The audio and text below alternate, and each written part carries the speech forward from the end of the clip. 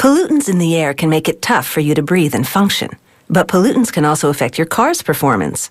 It's the reason an air filter is standard equipment on internal combustion engines. The filter keeps dirt and particles out of the engine so it runs smoothly and gives good mileage. I wonder if that works for people. Trapping dust and grime is a dirty job, and it takes its toll. Air filters get clogged and have to be replaced regularly, so we need a steady supply.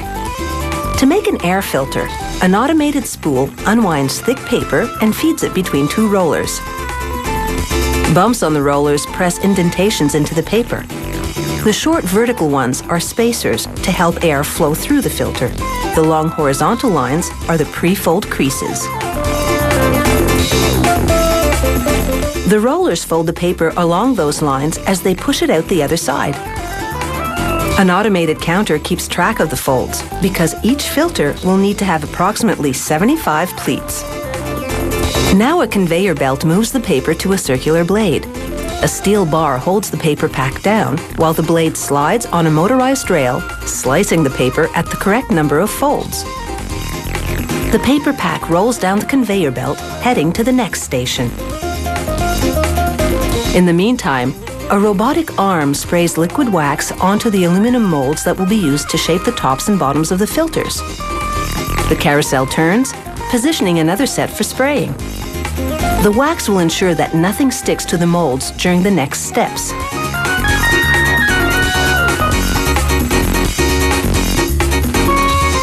Now, chrome-plated steel screens fall into a positioning tray. A robot picks them up with magnets, 2 at a time. It places them on the bottom mold for the filter. A platen or plate bearing 2 top molds flips forward on the carousel. The carousel turns, and remember the paper packs? A worker places one in each of those top molds.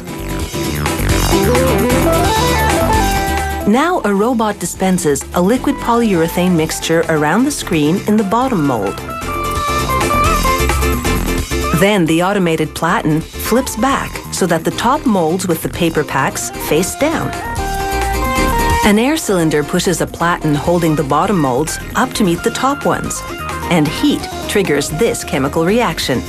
The polyurethane swells and covers the screen and the paper pack, forming a solid, flexible plastic layer. A robot with grippers peels the new air filter out of the mold and sets it on a cooling rack.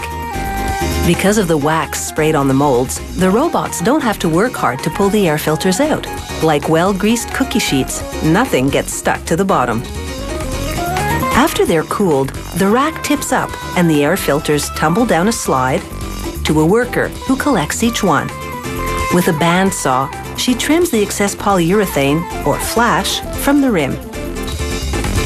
Now, all that's left is the packaging. On another assembly line, a robot prepares to make a radial seal type of filter. It sprays the no-stick wax onto the brims of molds that look like inverted top hats.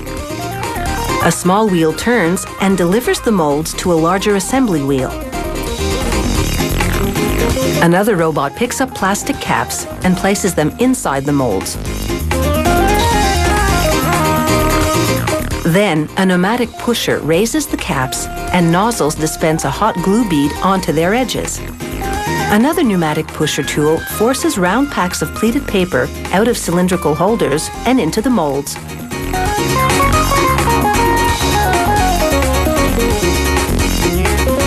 The big wheel keeps on turning, positioning the molds to receive more packs or tubes of filter paper.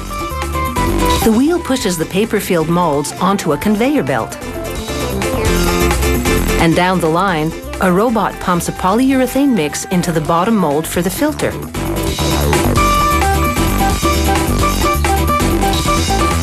A worker presses the paper-filled top mold onto it.